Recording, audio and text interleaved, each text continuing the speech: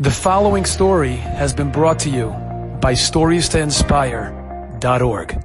In Eretz Yisrael, there was something that happened that was amazing.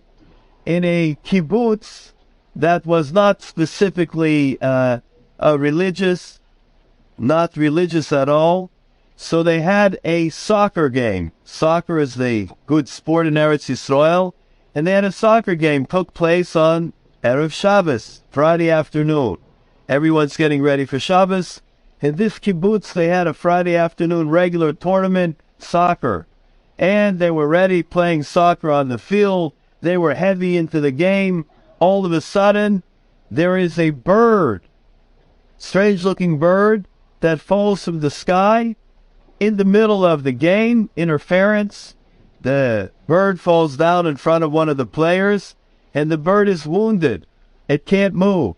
They call the game for a moment, they put the bird on the side, and they tell the bird, stay there for a while. It's the middle of the game. You can't interrupt the game for these things. And they continue it. After the game, they never felt bad. We Yidden are Rachmanim b'nei Rachmanim. We have mercy. You can't leave the bird there. He can't fend for himself. So everybody said, you got to take the bird. You got to take him to the vet. You got to make sure that he's cared for. Who has to take him to the vet? Well, by right, Bar Metzger, it's the one who it fell in front of. That soccer player. Okay. He bends down. He picks the bird up. He takes it to where he thinks the vet. However, the vet is a Ben Torah. The vet is certainly a Shomer Shabbos. He's closed already. He's not open Friday afternoon. So the soccer player said, you know what, I'll just leave the bird here. It's not my tzara. Leave the bird on the bench, let him sit there and watch everybody, and I'll go home. He puts the bird down. Can a Yid leave a bird? Wounded. Can't make for himself. He couldn't do it. He picks up the bird. He decides, okay, I'll take him home. Matzai Shabbat, I'll go out and I'll find a veterinarian for him. We'll get him cared for. He puts a bird there, makes a makeshift little cage for him, and the bird is there, and it's already Leil Shabbos, Friday night. Okay, Friday night looked a little different in his house. Instead of the chicken and the soup and the kugel, he had a slice of pizza. Comes out, puts the pizza down, the bird's in the room, they're watching. All of a sudden, he picks up the slice, he's ready to eat it, and he hears, Hamoitzi lechem min haaretz. Hamoitzi lechem min haaretz.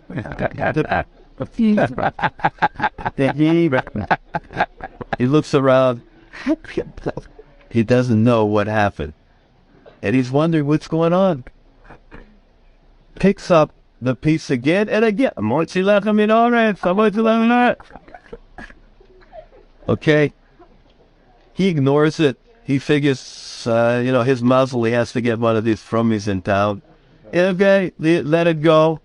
He begins to eat the pizza. All of a sudden, the bird starts to say, Shalom Aleichem, Shalom Aleichem, Shalom Aleichem. He didn't say Shalom Aleichem, it's Friday night.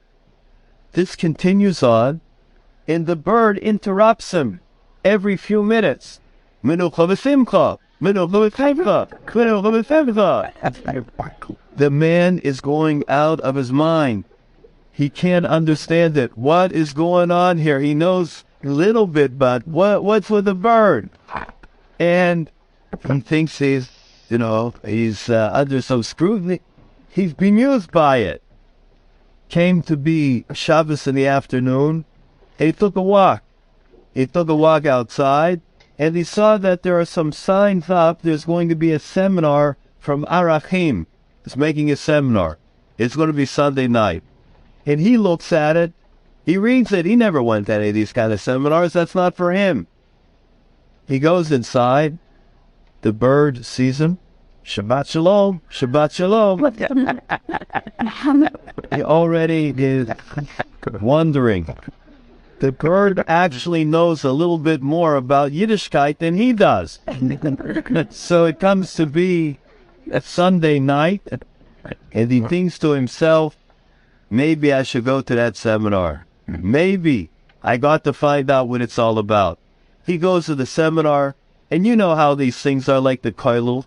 You come to the koilo, you sit down, you just meant to come like for a shiur or something. You end up being part of the koilo. You end up being here and that's it. Because there's a koyach hamshacha. There's a magnetism. It draws you in. You can't help but be a part of it. So he starts going to seminars. He learns in the morning. He goes after, he comes back from work at night. And he becomes part of the seminars. Now the bird is still there with him. But he has new questions now about the bird. The bird was healing, Baruch Hashem, at a refuah shalema. But now he's got a question. The bird on Shabbos, muktzah, not muktzah. When he sits down to eat, does he have to feed the bird first, sav alachayim, or can he eat first? Does it apply to birds? He had all these shilas about birds, and he didn't know what to do. He went to his Rebbe in Arafim, and his Rebbe said, I tell you the truth, these are very technical questions about wildlife and Shabbos and all these things. I do know someone in Yerushalayim, he's a Rav, and that particular person, he has a bird, and that individual would probably be a good person for you to consult with. I will get his telephone number for you. Oh, he calls him up. The one who now just began learning calls the Rav up who had the bird, and he begins asking the shilas, and it was a great conversation. All of a sudden, the Rav said, you know, it's an interesting thing. I used to have a bird. The bird also was a talking bird. However, when we went to take care of the cage, it was on an Erev Shabbos about 2 weeks ago. Unfortunately, the window was left open, Pidyon Shvuyim, and the bird went out and we never saw it again.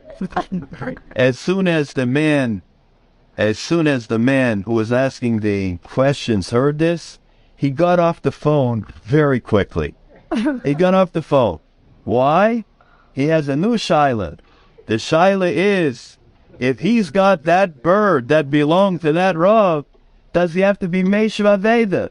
Does he have to return it or not? So he goes, he asks his Rav, and his Rav said, you do have to be Meishav if he can provide for you a siman.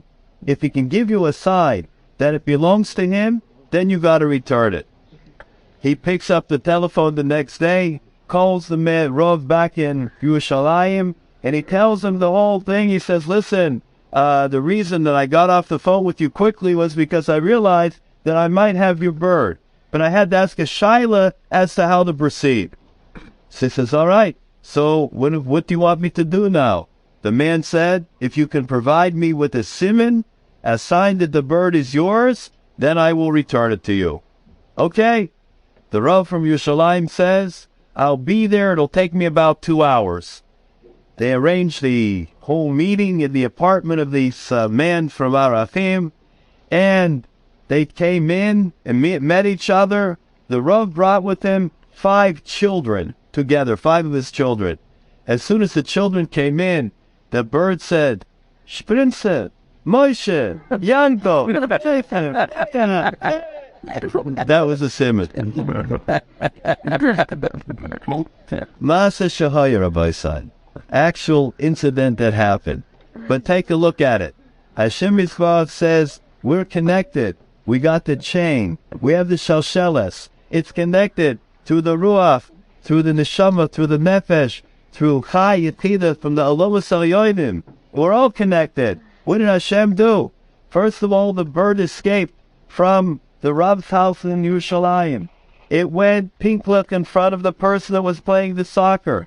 The person took it home because there wasn't a vet that would treat it on Erev Shabbos. He took it to his house. All of a sudden, the bird happened to have a repertoire of good words that he knew in Lashon Kodesh to be able to use it at the right time. He had that Siyata D'Shmaya. It just happened to be that what happened was that the seminar in Arafim was taking place in his kibbutz. Just happened to be. When he had the shaila, who did he call? None other than that Rav who was the real owner of his bird. Hashem Yisbarach will make so many different arrangements in this world in order that an individual should have this schos. Enjoyed this story? Come again. Bring a friend. Stories to inspire.org www.dovidgoldwasser.org.